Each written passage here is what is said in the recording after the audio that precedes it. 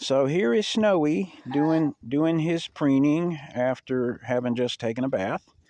And we're going to do an update here real quick on what I am adding to my prevention protocol because we have avian influenza outbreak in the area. So ever since the summer, I have regularly been preventatively treating my birds, my geese, my rescue hens, and I've got one rescue pigeon, although she's not really all that susceptible. Pigeons and doves, thankfully, are not very susceptible to avian influenza. They might get a little sick or whatever, but they almost never get extremely sick or die from avian influenza. They're just not susceptible to it like waterfowl are and chickens. So throughout the summer, I regularly was giving, and I did other videos on that. I was mixing into. Here's Kevin. He's got to be underfoot all the time. He's my emotional support goose, but I'm more so to give him emotional support. He's separation anxiety goose, gander. He's always got to be right here with me, and see, he's posturing at Sassy there. He wants to keep all this other bad gooses away from me. He thinks all the other geese are bad. And yes, he's always got to be right here to keep all the other geese away from me. It does not want any other bad goose to get close to me. He's a very loyal gander. But so, for quite a while, and this has been going back several years, I'm adding herbal supplements and fresh loose herbs, like the chopped oregano and basil and thyme and rosemary and all that stuff that have all these nice medicinal compounds in them for immune boosting support. I've been putting that in their seed and oats. And also nutritional yeast, because first of all, it's very high in B vitamins. It's also a source of protein, and it's very high, and a lot of your necessary vitamins, but in particular B vitamins like niacin. And you hear everybody talking about how waterfowl need high amounts of niacin. Well, they just need everything needs a high amount of B vitamins, anyway, because they're consumed fairly quickly because they're water soluble, but that's a whole nother subject. So, but anyway, the nutritional yeast also has something in it called beta-glucan, and that's a type of fiber, and it's immune modulating. So I've been giving them that. And so what else? Also, I had been giving them methylene blue off and on as pre-treatment, because that's just broadly antiviral, and a lot of other things it helps with blood factors, helps with mitochondrial function and everything. But it's a broad spectrum antiviral. It's not a real potent antiviral, but it will help with prevention. So the next thing I'm doing now is, since we had the local outbreak of bird flu going on, and I've been seeing a lot of dead geese around, and I've had some people mention to me that they've seen dead vultures in their neighborhood also, which that would stand to reason they're susceptible to it, and they're out there scavenging these carcasses. But what I've been doing is giving them lysine, and I'm mixing that in the water, and the antiviral, the dose for treating a sick bird as big as a goose would be about 450 milligrams per kilogram. But I've got about 19 geese here. A preventative dose could be less than that. So I'm just mixing into a bottle of water 2 grams 2,000 milligrams or 2 grams of lysine every day into this bottle of water, and then mixing that up. And I'm putting 1 gram of citric acid in there. There's citric acid available in bulk at the Winco store here, and I dissolve citric acid in there too, because that's an antimicrobial preservative. It's safe. It's obviously it's from citrus fruit. So, but it's it gives like, you know, drinks their bitterness, you know, and citrus, it's bitterness, so you can't use too much of it. But I put 1 gram of citric acid in this bottle of water, and then that's what I fill their water bowls up with. Now they've gotten this somewhat dirty, but I'm putting that in their water bowls and in their putting citric acid in their tubs and their kiddie pools and everything that they're bathing in, because they also drink out of that. And citric acid is it's broadly antimicrobial, so it's going to help kill any bacteria in the water, also viruses, because that's what it does. That's why it's used as one of the more natural preservative alternatives, because it's broadly antimicrobial. So I'm adding that in the water to keep down any bacterial or viral. And it's especially if the geese are walking around here and they pick up any viral particles off the ground because a wild bird has landed here, you know, and then they track it over into their, you know, anything that they're bathing in.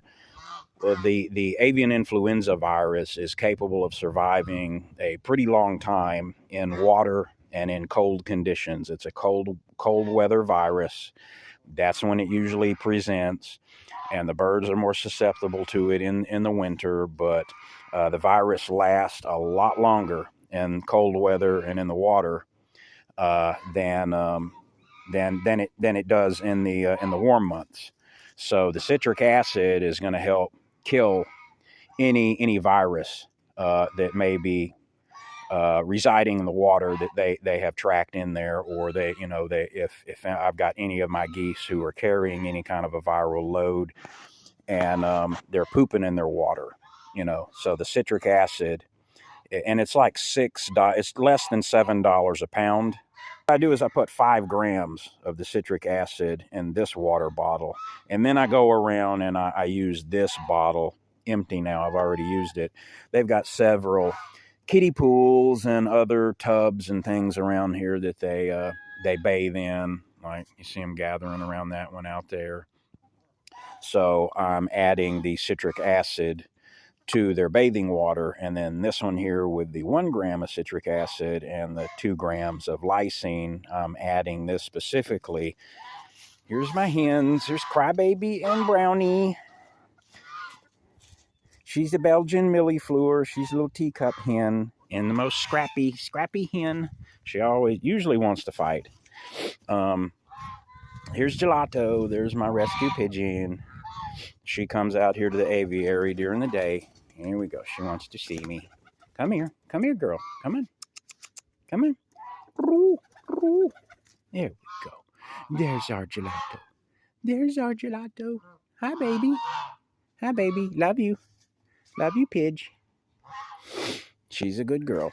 So anyway, when I'm doing the kennel clean outs, and I've got their water bowls here, their kennels, and I'm putting, gotta let you go, baby girl.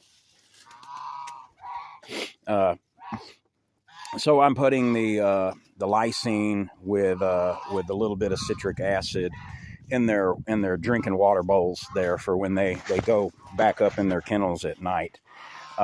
And also the blue is because I'm adding just a little bit of methylene blue to this, so that helps me measure how much of it I can kind of see how much of it I'm dumping into their drinking water.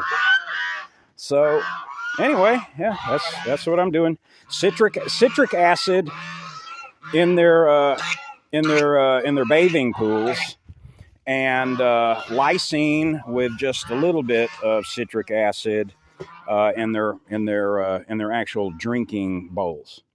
And again, that's because the citric acid, I want some citric acid in there so that it's also good for them to drink it, because it will cut down on viral load in their esophagus and their nares. When they geese love to stick their heads, their beaks into their drinking water bowls and sort of flush out their nostrils and everything. So they suck up water and then they blow air back out. So they clean out their nostrils, so that lysine and that citric acid getting in their nostrils, that helps cut down the viral load, the shedding inside their sinuses and their eyes also, because the avian influenza virus, they shed it in their feces, but also through their mucosal secretions. So in their sinuses, in their eyes. That's why their eyes have a tendency to turn bluish white, opaqueness. A lot of them will get opaque colored eyes in the later stages of the illness, because they've got viral shedding going on in their eyes. And the lysine itself actually suppresses viral replication, whereas the citric acid in high enough doses, it's virucidal. The virus just can't live.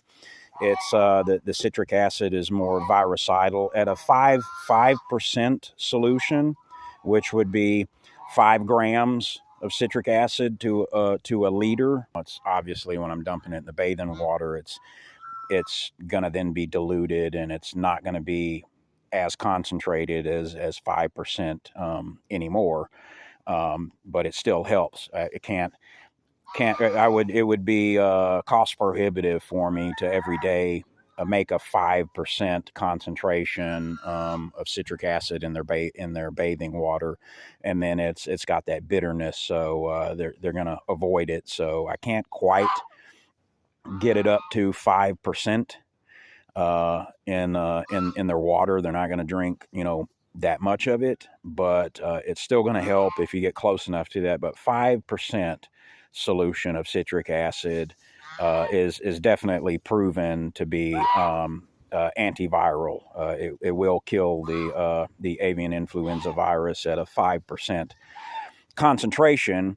So it's virucidal in high enough concentrations, whereas the lysine is not really virucidal as far as it can't be considered a disinfectant or an antimicrobial like that. But in the body, the lysine gets into the cells like also zinc would, and shuts down the viral replication. So the lysine is for, once they take it in vivo, it goes into their cells and it shuts down the viral replication if there's already any virus in them. And the citric acid is actually, like, you could use that, a high enough concentration of citric acid, you could just mix that like in a spray bottle, and just like acetic acid, just like vinegar, it will kill virus on surfaces or in the water or anything like that. So that's why we're using that. And that's also, again, in addition to still mixing in, chopped, dried oregano and basil and thyme. Thyme is very high in vitamin C, so I usually try to include some thyme in there. And methylene blue here and there, and also the nutritional yeast for all the B vitamins and the beta glucan in it. And so far, knock on wood, none of my gooses are showing up, sick yet. And we'll hope to keep it that way.